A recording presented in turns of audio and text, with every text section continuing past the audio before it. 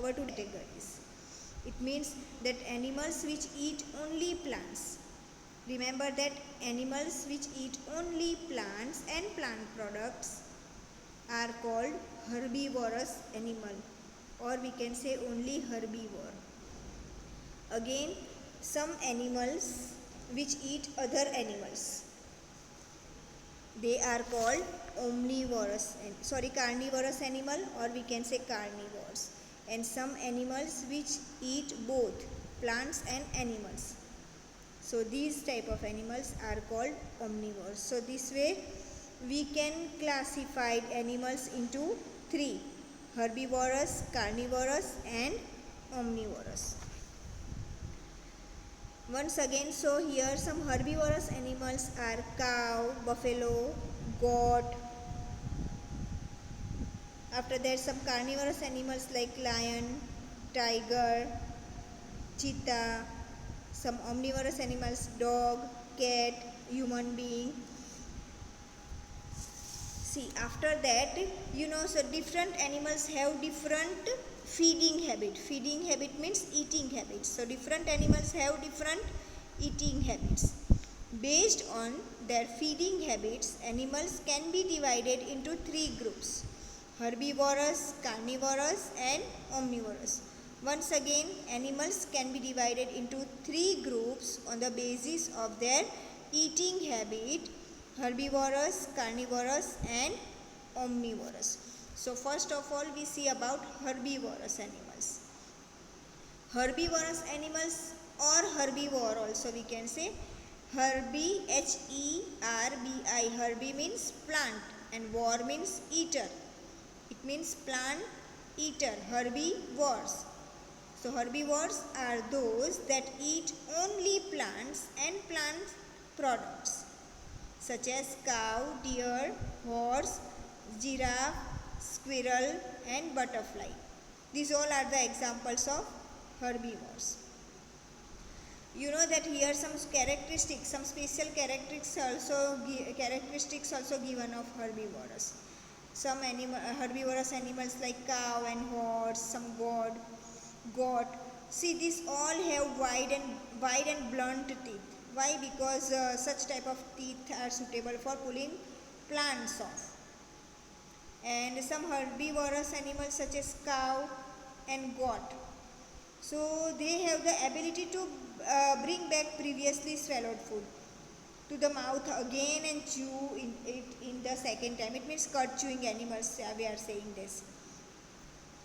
Some herbivorous animals like squirrels. So squirrels have a pair of broad, sharp edges front teeth. It means that incisors. And why? Because these teeth to help gnaw the food items like nut. It means that that very hard food items. And then insects such as butterfly do not need to that worry about chewing the food, because you know that butterfly only suck that juice of flower. So they have mouth parts shaped like a straw. It means butterfly does not have teeth. It means they do not need to chew their food. So their mouth part shaped like a straw to suck nectar from the flowers. And after that, next is carnivorous animals. So carnivorous animals, or we can say carnivore. इसमें carni, C-A-R-N-I. Carni means meat and vor means eater. Carnivore means meat eater. So are those that eat only the flesh of other animals. They are carnivores. Some animals, examples of carnivores are lion, tiger, jackal, owl, eagle, snake and spider are some examples of carnivores.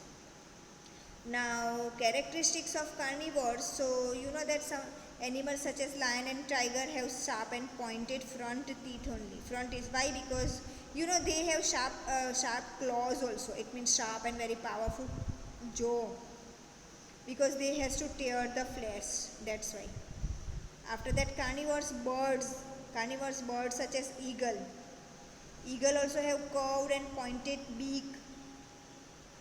Then carnivores such as chameleon and frog, they have also very long and sticky tongue because that insect stick on their tongue, so they can catch insect easily.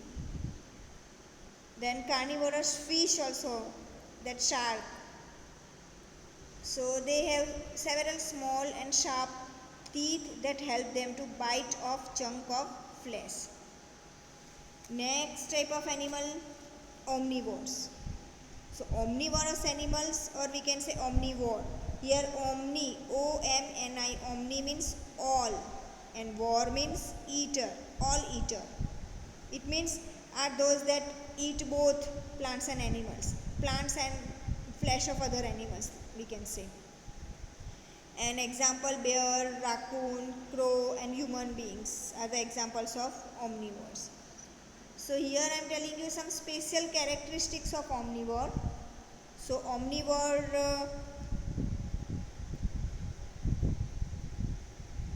you know that omnivores such as bear and human beings have different types of teeth that help them to eat both plant and the flesh of other animals.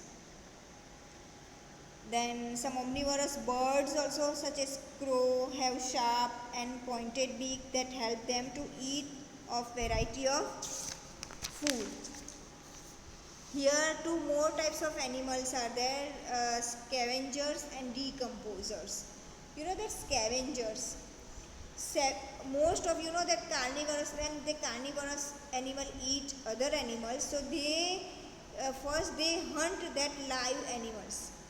They hunt that live animals and eat. After hunting that, they eat the flesh of animals. But here, instead of hunting live animals, some birds and animals eat the flesh of other animals that are already dead. So here vulture is one such type of bird. So these animals or birds are called scavengers. It means they don't hunt live animals, but they eat the flesh of animals that are already dead. So they are called scavengers. So some organisms feed on the destroy or we can say decompose, जो सड़ी हुई चीज़ होती है, decompose the dead plants and animals. So fungi and bacteria are the examples of such organisms, and these organisms are called decomposers. So together with scavengers and decomposers play a very important role in nature, and without these organisms our planet would be covered with dead plants and animals. So here that students, our this lesson is over only. Just that summary will see that. So there is lot of variation in the food eaten in different region of India, as you learn that in different parts of the India different types of foods are eaten, and the main source of our food are plants and animals. So source of our food, that is also very important to remember, that the main source of our food are plants and animals. That animals which eat only plants are called herbivores. Then three categories of animal. First one is herbivore animal which eat only plants are called herbivorous animal. Then animals which eat only animals are called carnivorous animal, and animals which eat both plants as well as other animals are called omnivorous animal. So here we had completed this lesson, girls, and after see that see some objective type question I am asking you, that stems which of the following plants are eaten? Onion and beetroot both are not stem. Ginger and radish, ginger is stem but radish is not. Radish and potato, radish is not stem, potato is stem. And last is potato and ginger, both are stem. So correct answer is D. Potato and ginger. Which of the following are cereals? Chickpea and kidney pea. No. Both are not. Kidney pea is pulse. Wheat and rice both are cereals. Wheat and mung bean. Wheat is cereal but mung bean is pulse. That kidney bean and rice. No, kidney bean is again pulse. So correct answer is wheat and rice. Which of the following animals give us eggs? Egg, goat and hen. No, goat do not give egg. Camel and goat. No.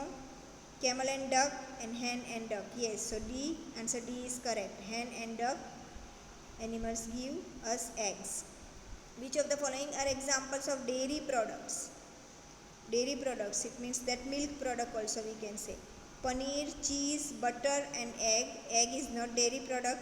Cheese, curd, butter and paneer, all four dairy product.